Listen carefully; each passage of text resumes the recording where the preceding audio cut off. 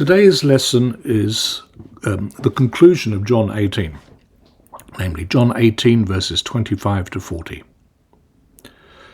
Now Simon Peter was standing and warming himself. They said to him, "Are you not also one of his disciples?" He denied it and said, "I am not." One of the servants of the high priest, a kinsman of the man whose ear Peter had cut off, asked, "Did I not see you in the garden with him?" Peter again denied it, and at once the cock crowed. Then they led Jesus from the house of Caiaphas to the praetorium. It was early. They themselves did not enter the praetorium so that they might not be defiled, but might eat the Passover. So Pilate went out to them and said, "What accusation do you bring against this man?" They answered him, "If this man were not an evildoer, we would not have handed him over." Pilate said to them, "Take him yourselves and judge him by your own law." The Jews said to him, "It is not lawful for us to put any man to death." This was to fulfill the word which Jesus had spoken, to show by what death he was to die. Pilate entered the praetorium again and called Jesus and said to him, "Are you the king of the Jews?" Jesus answered, "Do you say this of your own accord, or did others say it to you about me?" Pilate answered, "Am I a Jew? Your own nation and the chief priests have handed you over to me. What have you done?" Jesus answered, "My kingship is not of this world. If my kingship were of this world, my servants would fight, that I might not be handed over to the Jews. But my kingship is not from the world." Pilate said to him, "So, you are a king?" Jesus answered, "You say I'm a king. For this I was born, and for this I've come into the world, to bear witness to the truth. Everyone who is of the truth hears my voice." Pilate said to him, "What is truth?" After he had said this, he went out to the Jews again and told them, "I find no crime in him. But you have a custom that I should release one man for you at the Passover. Will you have me release for you the King of the Jews?" They cried out again, "Not this man, but Barabbas." Now Barabbas was a robber.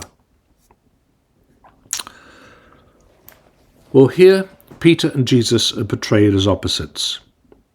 Jesus faces his questioning with composure, while Peter denies that he is a disciple of Jesus. In the fourth Gospel, we see both the grandeur and the misery of Peter. He's a new sort of person, not a hero in the Greek or Roman sense of the word, but an ordinary man, at once strong but also weak. He becomes the very type of the Christian in the whole era of Christianity, strong but also weak. We need to remember that Pontius Pilate usually lived in Caesarea, not in Jerusalem. But during Passover, when there might be social unrest due to the floods of people coming into the city and possible messianic expectations, he moved to Jerusalem.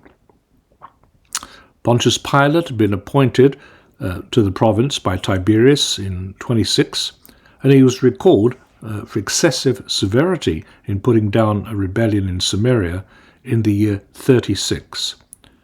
So he'd been looking after the area for Roman concerns for about 4 years or so when Jesus came to him. It's noteworthy that the interrogation would have been taking place before 6 in the morning. Pilate would have been gotten out of bed to deal with the charge. Why this is important is because the Sanhedrin were not allowed to meet before 6 in the morning, so there's no properly formed Jewish court to decide the issues. The whole thing is little more than a lynching. Jewish law would have specified that anyone entering a Gentile establishment would become impure because the Gentile did not observe the law. This is why they don't go into the praetorium. They only go into the courtyard. But of course, they could bathe in the evening in order to restore purity, but they don't want to do that. It's also very important to notice that on John's account, the Last Supper is not a Passover meal. Rather, at the time Jesus is before Pilate, the Passover lambs are being slaughtered for the dinner. John's theological point is clear. Jesus is the true Paschal lamb. Because he knows that the Jews can't come into the praetorium and talk with him, Pilate goes out to them, and he starts to follow Jew legal order, saying, "What accusation do you bring against this man?" This is something which we haven't seen among the Sanhedrin. The answer, "If this man were not an evildoer, we would not have handed him over," is just risibly vague. There's no charge against Jesus here. So Pilate just dismisses them. You've got your own laws, you judge him. But the Jews say, it's not lawful for us to put any man to death. And this is the first time that Pilate learns of the enormity of the charge against Jesus. And it may well be that the Jews were not allowed to execute anyone in this period, although spontaneous mob violence certainly happened. Just think of the stoning of Stephen, for example. Presumably, the Sanhedrin wanted the Romans to deal with the issue, since otherwise the people might turn against them. If Jesus had been answerable to Jewish law, he would have been stoned. If he's answerable to Roman law, he's going to be crucified because he's not a Roman citizen. Pilate asks Jesus, "Are you the king of the Jews?" And there's obviously a gap in the narrative. Pilate must have gotten information from someone in the Sanhedrin about Jesus, but that's just not mentioned in the narrative. It's an interesting question how the evangelists can know what goes on in the praetorium, since only Pilate, Jesus, and the soldiers are there. Jesus' answer to Pilate is one which is puzzling. Do you say this of your own accord, or did others say it to you about me? Jesus seems to consider the possibility that his kingship has been revealed to Pilate, perhaps by God. Another intriguing question that we can't resolve comes up. We don't know which language Jesus and Pilate spoke in this interview. It would not have been Hebrew. It wouldn't have been Aramaic. It could have been Latin, but it was most likely Greek. Koine Greek, most likely, perhaps with some Latin. And this is very perplexing, because if Pilate used the word Caesar or Rex, king, then he's asking a question which, if it's answered in the affirmative, would condemn Jesus for treason. But if they're speaking in Greek and Pilate uses the word basileus, that can mean king or priest. The local rulers in Israel, the client kings of Rome, was each known as a basileus. So to avoid the charge of sedition, Jesus would need to emphasize the priestly dimension of the word. Pilate, a Roman, indicates to Jesus that he's got nothing really to do with infringements of Jewish law. The Jews have not given a concrete charge against him, so Pilate must ask Jesus what he has done. And Jesus emphasizes more of the priestly element in the word basileus than the kingly aspect.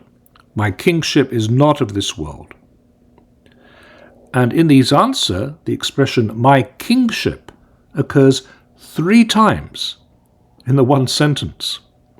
So he's emphasizing the kingship, but saying that it is not of this world. It's not in conflict with the kingship of Rome, and not in the conflict with Rome's client rulers in the Holy Land.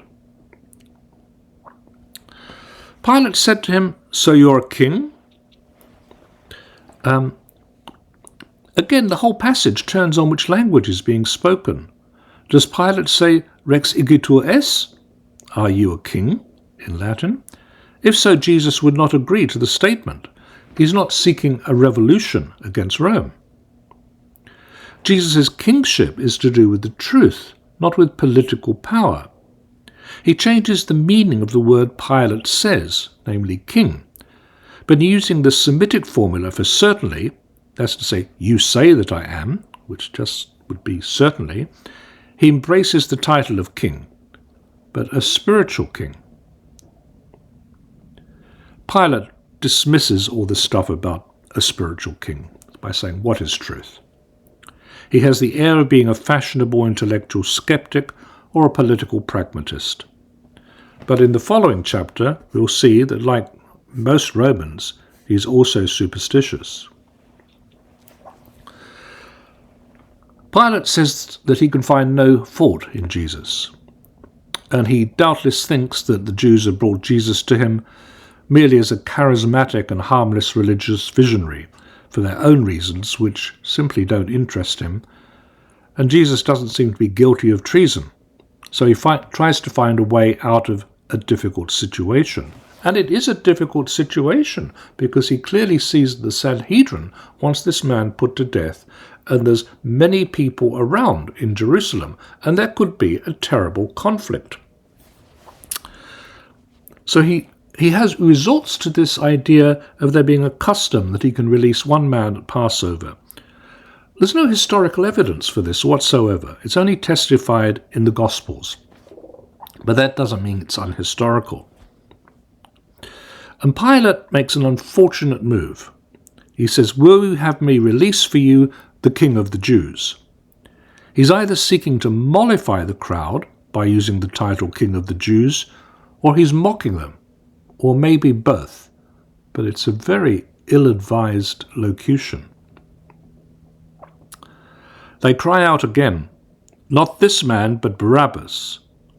And Barabbas is a robber. It's intensely ironic that Pilate is asked to release an insurrectionist, presumably an enemy of Rome, rather than Jesus, who Pilate well knows is entirely peaceful.